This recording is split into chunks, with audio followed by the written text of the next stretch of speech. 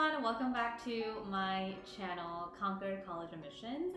It's been a while since I sat down to film a video for you guys, and I'm so excited to talk about today's topic, which is how to network with Ivy Leagues and top tier colleges and universities. And if you're not aiming for Ivy Leagues and top tier, you can still use this strategy.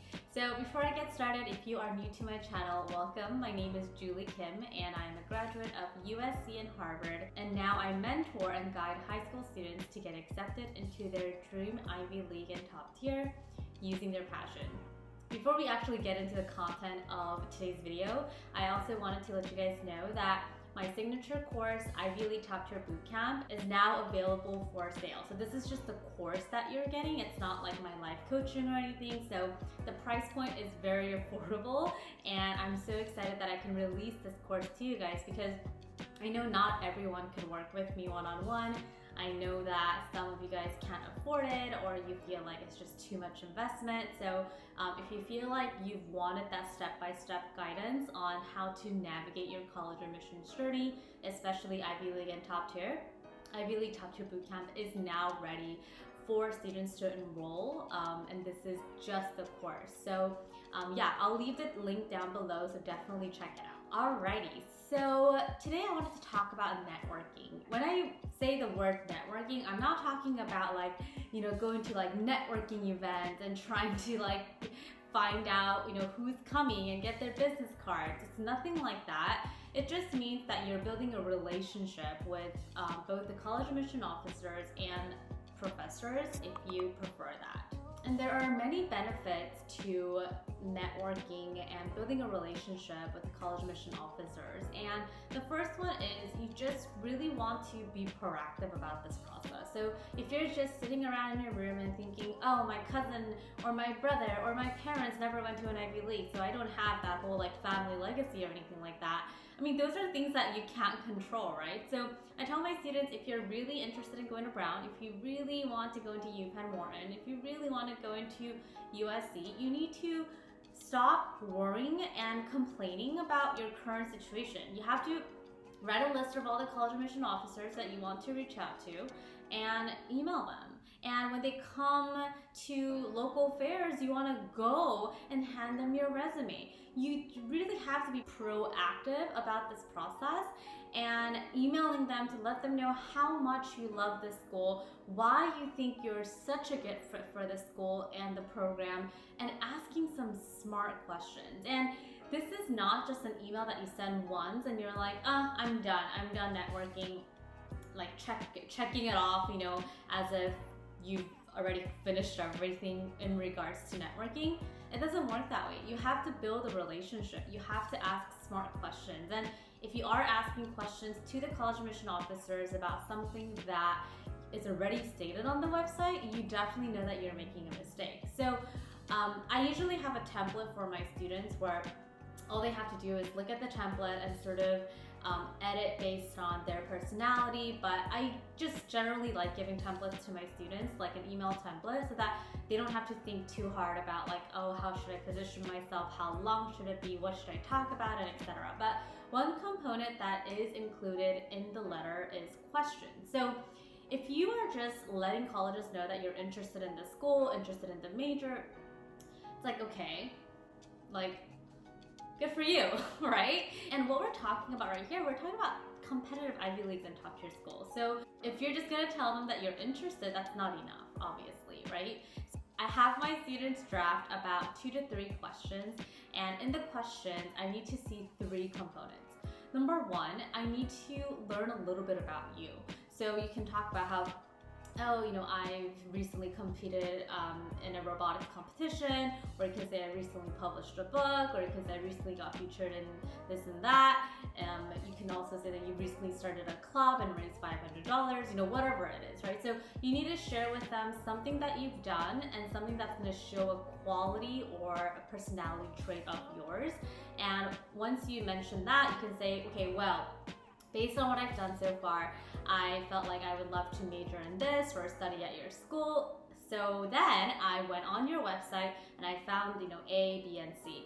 I found them so fascinating. So the second component of the question really tells me, or the college admission officers, that you've already done the research. You're not asking silly questions. You're not asking questions that are already on the website, because if it's already on the website, it's gonna ring a bell for them, like, that info is on the website, so why are you emailing us, right? So second part of the question should have some sort of evidence as to how much research you've done about the school.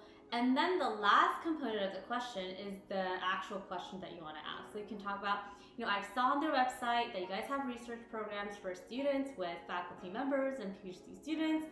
And based on that, here's my question, right? So we want these questions to have these three components, and without these three components, it's not a good question. So we have about 2 to 3 of these so that we can send out the email to the college admission officers and start the relationship, right?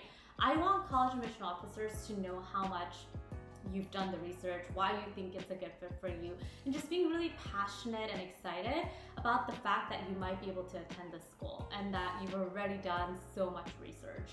And so that's another way that you can do it. In terms of reaching out to professors, that really depends on whether your major is set for sure or not, but I still have my students reach out to professors, and for that we have a separate email. We call it the professor outreach template, and so we use that email to send it out to professors. And sometimes professors will not have time to meet with you, but that's the reason why I have my students include a call to action. So first one is, would it be possible for me to intern at your lab or do RA at your lab? If they say no, you can say, would it be possible for me to visit you, or can you hop on a quick phone call, things like that. And this really comes from my personal practice, because I used to just reach out to all the professors and I would visit them in their office, I would ask them questions, and then they would invite me to fairs, they would invite me to conferences, they would give me research papers for me to look at.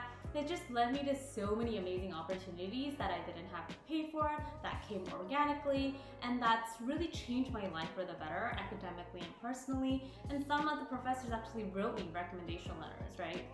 As to how invested and passionate I was in the field of education. So reaching out to professors, networking with college admission officers, they're so important. And some colleges do take into account how many times you reached out to them, and we call that either demonstrated interest or efforts of genuine interest. So whether the schools really consider this factor or not, I think if you are gonna tell me that your dream school is to go to Brown, if your dream school is to go to Harvard or wherever, you should reach out. You should be proactive about this process. It's so important that you show enthusiasm more than the other party, the other side, right?